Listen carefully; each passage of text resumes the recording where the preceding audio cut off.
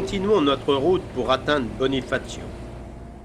Il est 11 heures du matin et nous décidons de faire la sortie en mer afin de découvrir les fameuses falaises avec un éclairage satisfaisant.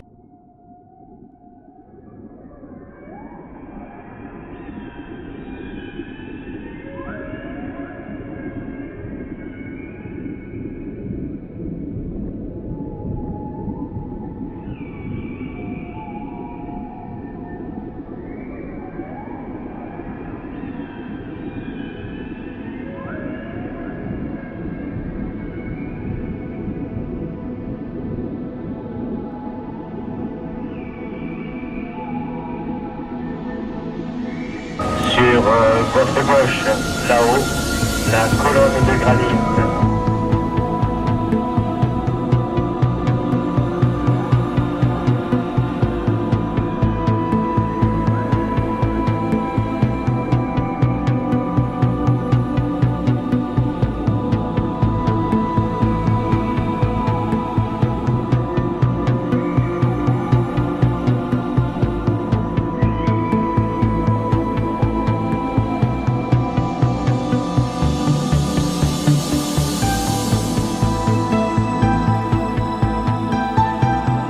Regardez le beau sourire de la baleine. C'est la baleine bleue.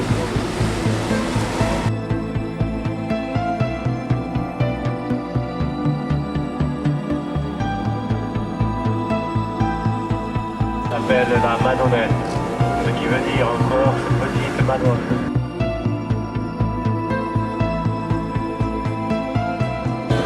Alors observez la beauté des côtes de granit.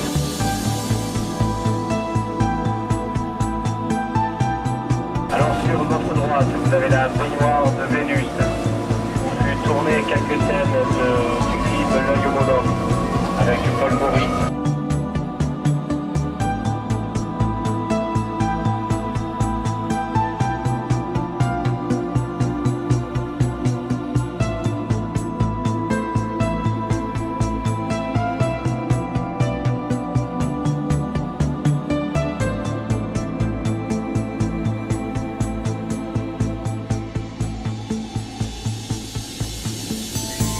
Alors je rappelle aux personnes qui sont derrière qu'elles verront dans un instant, donc pas besoin de se déplacer.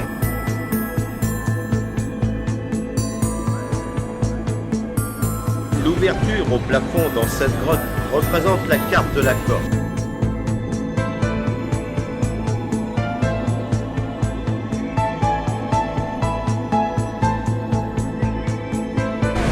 Alors la manœuvre est quand même assez périlleuse.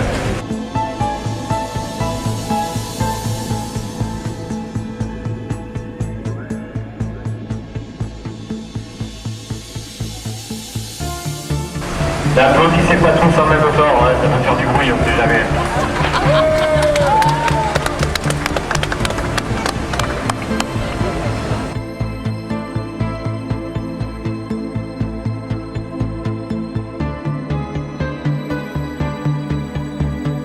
Par le vent qui peuvent pousser. Car je vous rappelle que le vent ici peut atteindre des vitesses de 200 km/h. À droite, il y a une plage. C'est la plage des contrebandiers. C'est là où les contrebandiers venaient contrebander leur contrebande.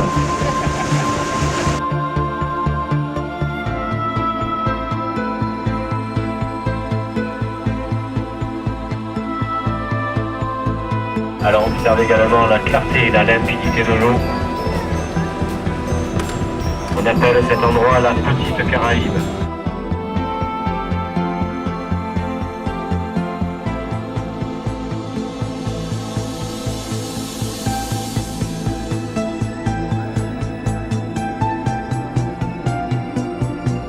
Nous sommes au bout de l'île, symbolisée par ce rocher appelé le gouvernail de la Corse.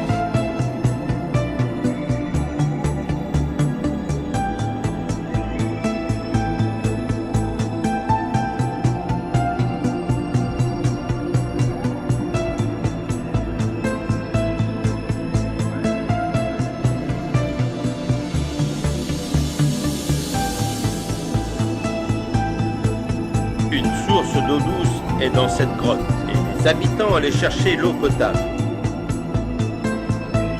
parvenir, ils descendaient cet escalier taillé dans la falaise.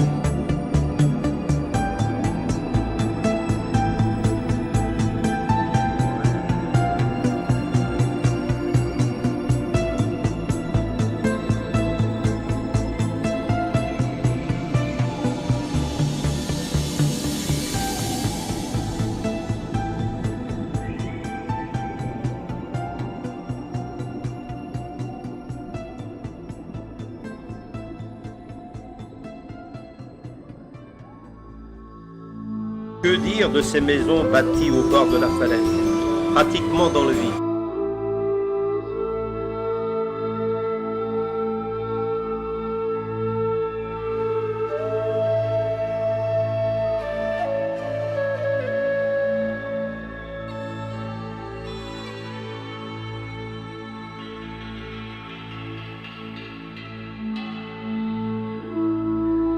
Welcome to a world.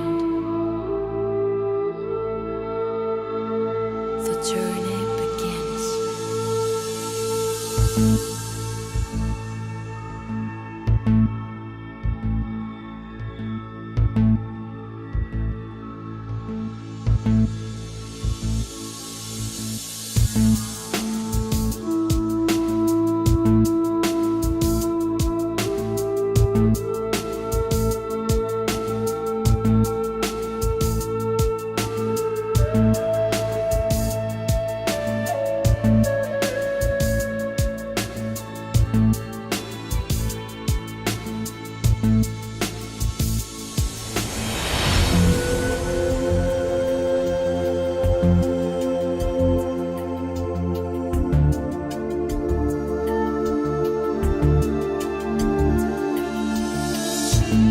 Retranchée derrière les hautes murailles, la ville haute comprend le quartier de la Citadelle et la vieille ville édifiée par les Génois.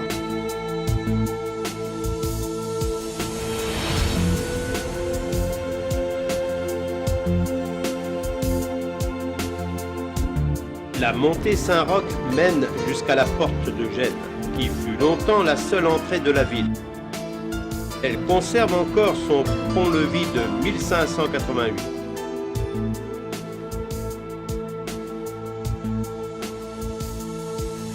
Bonifacio est un ensemble de maisons hautes et étroites, bâties sur des surplombs vertigineux de la falaise. Napoléon, en 1793, séjourna dans cette maison lorsqu'il était lieutenant-colonel. L'église Sainte-Marie Majeure a été construite au XIIIe siècle sur une citerne de 650 mètres cubes contenant l'eau indispensable pour soutenir les sièges. Les arcs-boutants reliant l'église aux maisons voisines sont les gouttières d'alimentation de cette citerne.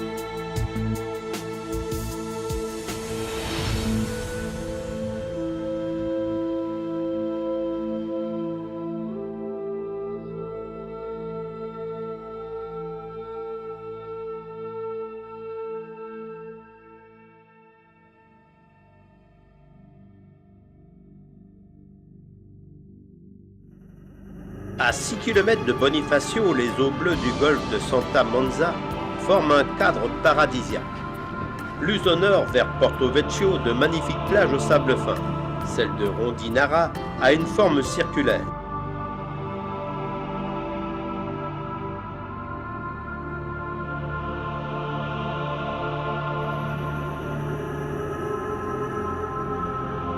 Celle de Santa Giulia est blottie au fond du golfe du même nom.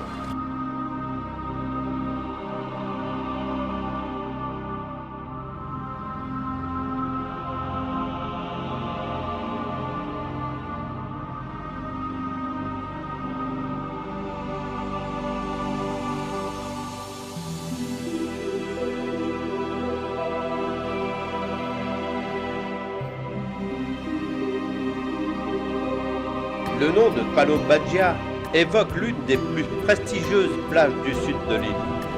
Ce long ruban de sable bordé de pins en fait la plage la plus courue du sud de Corse.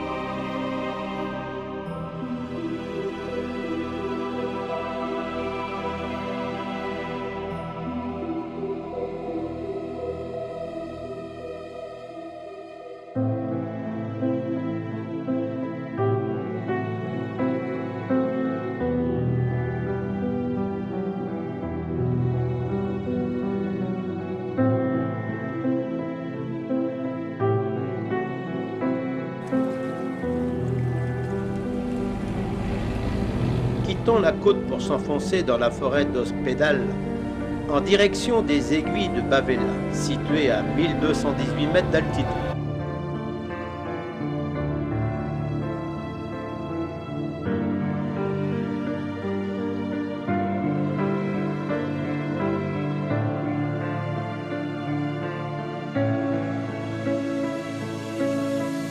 Une forêt avec des chênes lièges qui, à une certaine époque, ont fait la richesse de la région, sans oublier plusieurs sortes de pins sur ce site protégé.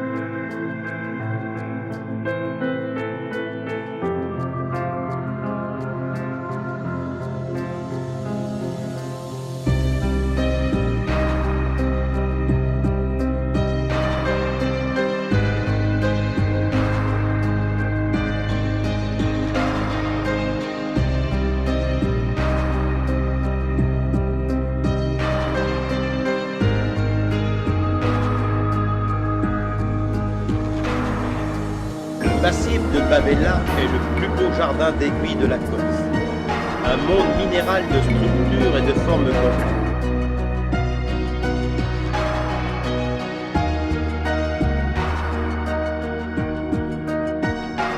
Certaines de ces aiguilles atteignent des hauteurs vertigineuses de 900 mètres.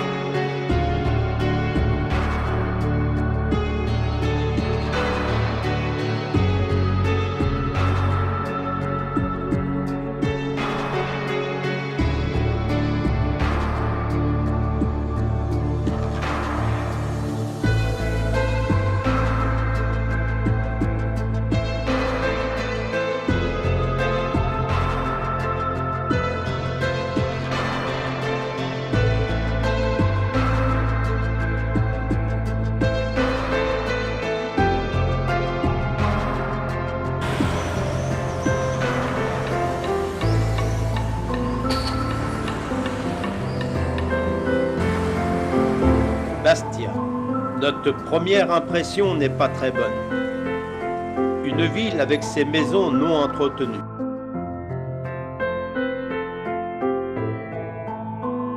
Par le port, le quartier le plus ancien, qui, réaménagé au fil des siècles, conserve néanmoins tout son charme, constituant avec l'église Saint-Jean-Baptiste un décor de caractère.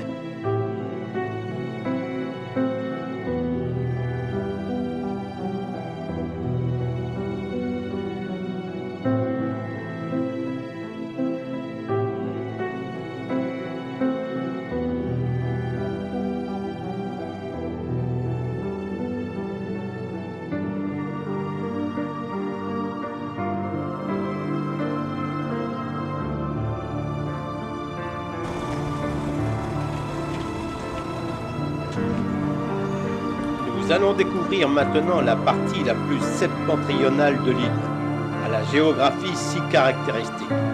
Pays de marins, cette péninsule est déjà un monde à part, avec ses légendes, ses traditions, ses paysages et ses hommes. De longues langues de maquis plongeant dans les flots, et sur les versants montagneux des villages hardiment perchés, voici le Cap Corse.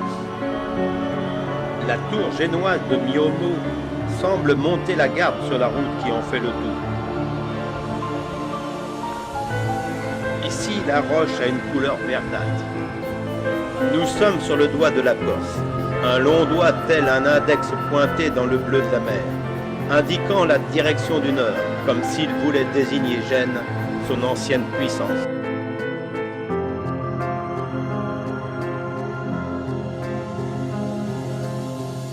Une chaîne de montagnes couvertes de maquis qui dévalent dans la grande mer.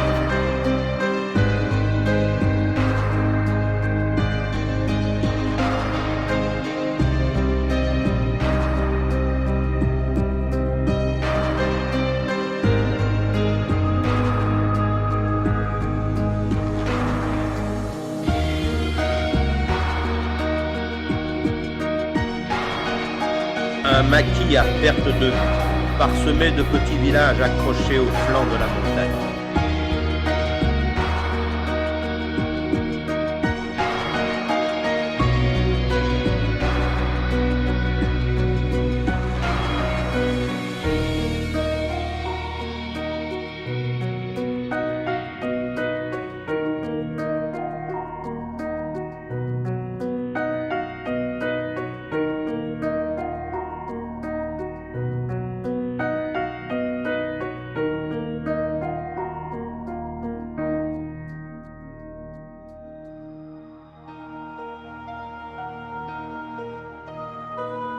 Un port de poupée à la pointe extrême du Cap Corse.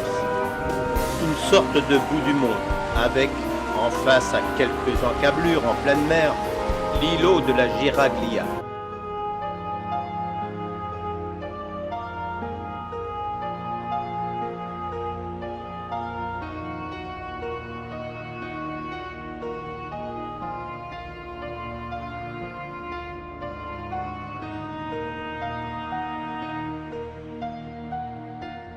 À 1 kilomètre, on trouve une belle plage tranquille. On pouvait s'en douter, vu l'éloignement. Tellement calme que les vaches ont investi l'endroit parmi les estampes.